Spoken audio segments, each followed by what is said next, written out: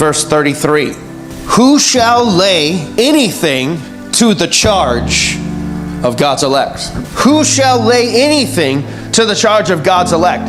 When you read Romans 8:33, what comes to mind if you are comprehending the story of biblical history, the grand scheme of things, namely this place of power that Satan has to converse, accuse, and promote the condemnation of sinners in a contest against God, who longs and wishes to save them. You know that this odious devil, as a stench in the nostrils of God, has been laying charge against God's elect for 4,000 years. And he, for 4,000 years, was never silenced.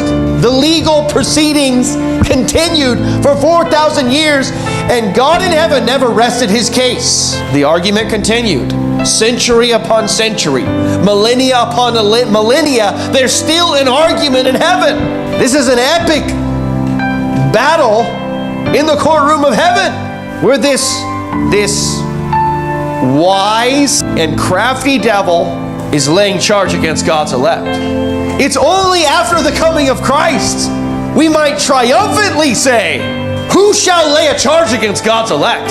It is God that justifieth. Remember the preaching of the gospel in the book of Acts?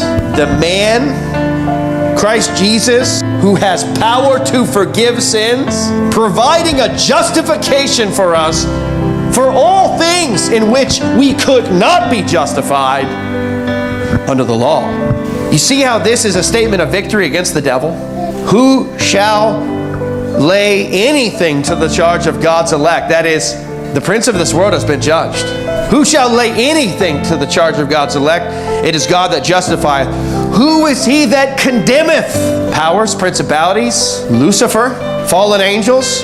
Who is he that condemneth? Where are your accusers? Where are your accusers, O bride of Christ?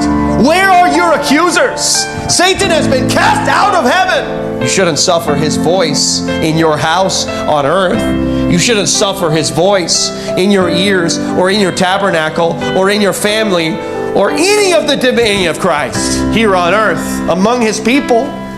If Christ won't suffer him in heaven, we should not suffer him here. Who is he that condemneth? It is Christ that died, yea, rather, that is risen again, who is even at the right hand of God, who also maketh advocacy or intercession for us. There's the advocate. The same word in the Greek isn't used, but the word intercession is used, and it's a synonym. He might as